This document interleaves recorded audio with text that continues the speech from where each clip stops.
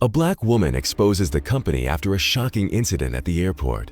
She arrived, ready for her flight, but instead of a routine check-in, she was denied service without reason. The staff glanced at her, exchanged looks, and then coldly said, "We cannot serve you." Confused and humiliated, she demanded an explanation, but they refused to answer. She felt the stares of other passengers burning into her. But what they did not know, she was not someone who would stay silent.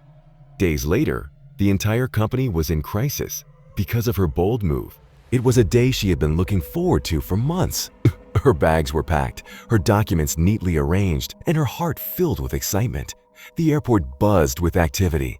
Travelers hurrying to their gates, families hugging their loved ones, announcements echoing through the terminal. She clutched her boarding pass, smiling at the thought of finally taking this trip. She had worked hard for this moment. Long hours, sleepless nights, endless saving. This trip was not just a vacation, it was a reward for everything she had endured. She adjusted the strap of her handbag and took a deep breath, soaking in the energy of the place. She walked through the automatic glass doors, pulling her suitcase behind her. The cool blast of air conditioning brushed against her face, a welcome relief from the heat outside. She checked the departure screens. Her flight was on time. A small smile played on her lips. Everything was going smoothly. The line at the check-in counter moved steadily. She glanced at the people ahead of her. Families, business travelers, solo adventurers. Everyone seemed to be in their own little world, eager to get to their destinations. She felt a sense of belonging, a shared excitement with the strangers around her. But she had no idea that in just a few minutes, everything was about to change. As she neared the counter, she reached into her bag, pulling out her passport and boarding pass. The airline staff at the desk looked up, offering a polite professional nod to the passenger before her. Smooth process. Nothing unusual. Her turn came. She stepped forward, placing her documents on the counter with a confident smile. The employee, a woman in her 40s with a stiff uniform and an unreadable expression, picked them up without a word. She expected the usual questions. How many bags are you checking in?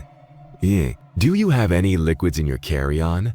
Window or aisle seat preference? Instead, there was silence. The woman behind the counter examined the passport.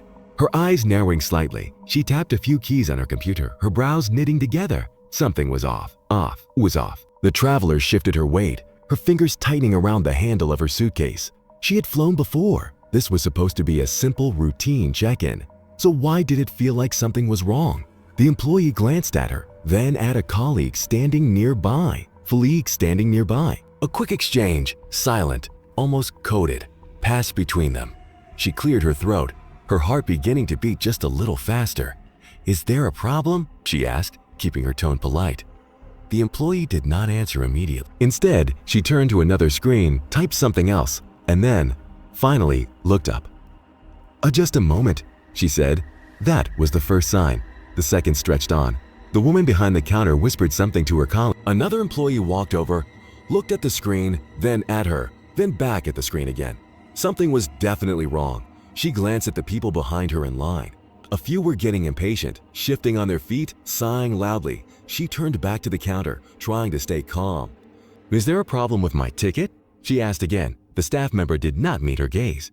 Instead, she exhaled sharply, as if this was an inconvenience, and said, "We cannot check you in." She blinked. "Excuse me?" The employee's lips pressed into a thin line. "You cannot fly with us today." Her stomach dropped. She felt like she had misheard. "What? Why not? We cannot process your ticket." She frowned. "Is there an issue with my payment? My booking?" The woman behind the counter simply shook her head. "We cannot check you in. You are not flying today. No explanation, no apology, just rejection." Her heart pounded in her chest. The way they were looking at her, cold, dismissive, almost rehearsed, sent a wave of anger through her veins. This was not right. She squared her shoulders, refusing to back down. "I need to know the reason." The employee sighed again, as if this was her fault for asking questions. Ma'am, we do not have to explain. You are simply not flying today." Her voice hardened. "That does not make sense. I booked this flight weeks ago. My documents are valid. My payment is confirmed. So tell me, why can I not fly?" A second employee, a man with a name tag barely visible under his blazer, stepped in. His tone was sharper, dismissive. "We have the right to refuse service." "Who? That is not an answer. The woman in line behind her muttered, "What is going on? Oh, what is going on?" She turned and saw a few other passengers watching, their expressions a mix of confusion and curiosity. She was being made a spectacle. The employee's voice cut through the tension. "Oh, please step aside." Her blood boiled. She was being silenced.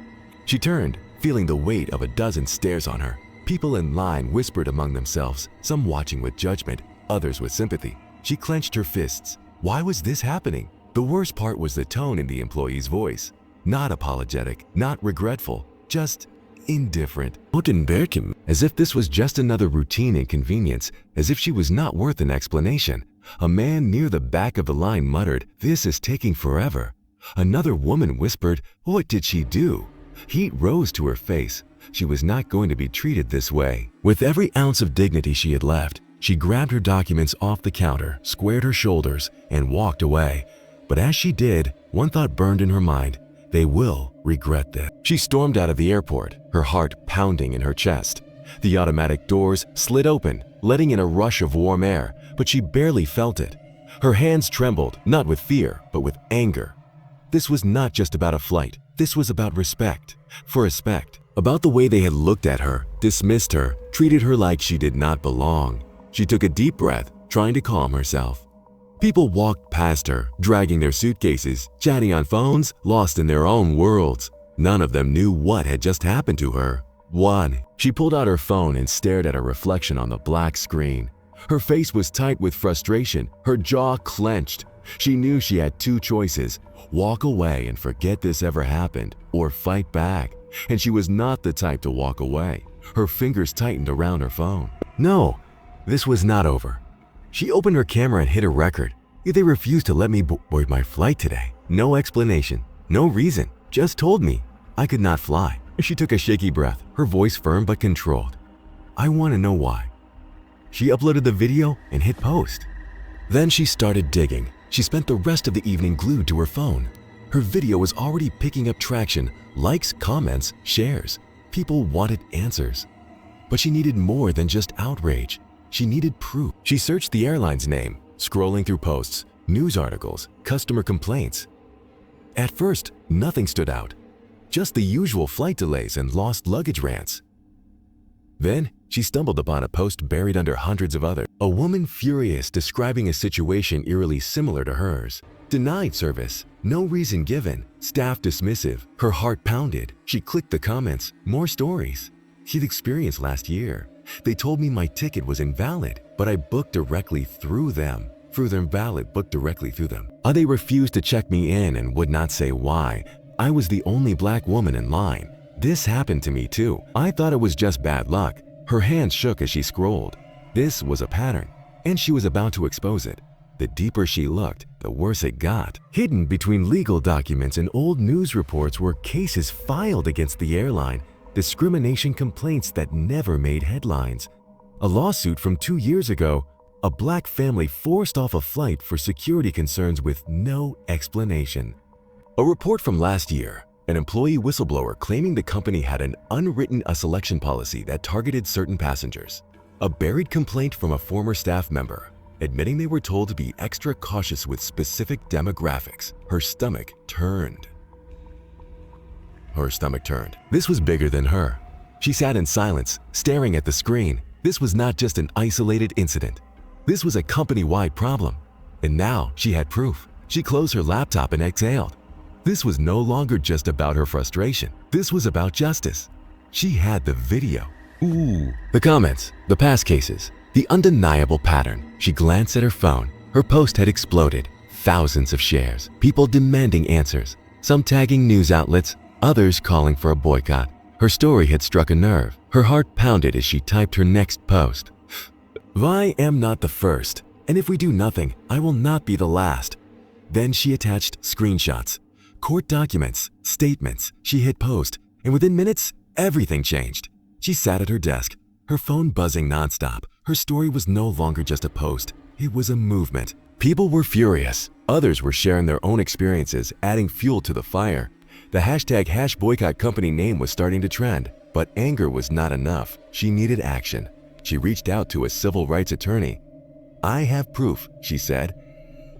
Can we take legal action? The lawyer reviewed the evidence. You have a strong case. Her hands gripped the phone tightly. Then let's do it. At the same time, she drafted another post. This is bigger than one bad experience. It is a pattern. And now, we are taking action. Nay, we are taking action. She attached legal documents, past lawsuits, and witness statements. Then she tagged news outlets. And the internet did the rest. She woke up the next morning to a flood of notifications. Her story was everywhere. News anchors debated it on morning shows. Headlines flashed across websites. A major airline under fire for discrimination. Journalists called, asking for interviews. TV stations wanted her on air. Her hand shook as she saw the numbers. Millions of views, thousands of comments. Even celebrities and influencers joined in. This is unacceptable. We stand with her. She was no longer fighting alone, and the company, they were silent. For now. Then the backlash turned into action. Protesters showed up outside the company's headquarters. Signs, chants, cameras. Boycotts gained traction.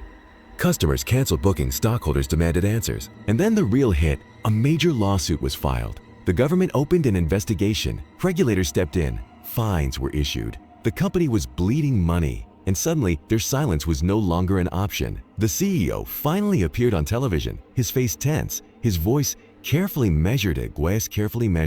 We take these allegations very seriously. He apologized, promised an internal review. But the internet was not buying it. Too late. A damage control, not accountability.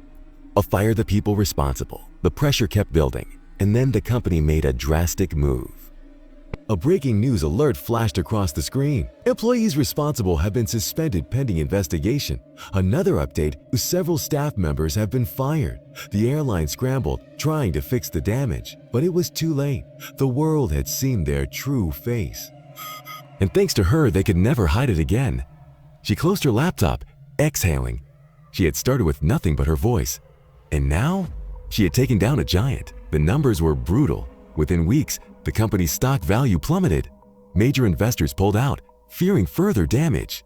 Flights were half empty as customers took their business elsewhere. Everywhere, their name was synonymous with discrimination. News channels reported mass layoffs. The airline issued a financial statement admitting a significant losses due to public backlash. They had underestimated her. Now they were paying the price. Her inbox was flooded with messages from strangers, activists, even lawyers. You spoke up for all of us. Because of you, I finally feel seen. You made history. People rallied behind her. A crowdfunding campaign raised thousands to support her legal battle. She was invited to speak on panels about discrimination, change, and the power of standing up. She was no longer just a victim. She was a symbol of resistance. Under immense pressure, the airline had no choice. They announced sweeping policy changes, mandatory diversity training, stricter oversight, and a zero-tolerance policy against discrimination. Other companies took notice. Rival airlines quietly adjusted their own policies, afraid of becoming the next scandal. Her fight had changed the industry. This would not happen again. She sat in front of her camera, looking directly into the lens. This is what happens when you refuse to be silent. Her voice was steady, confident. I was one person. They were a billion-dollar company, and they lost. She leaned forward. Never let anyone make you feel powerless, because your voice is more powerful than you think. She ended the video and uploaded it. Within hours, it had millions of views. Her story was more than just a moment. It was a movement.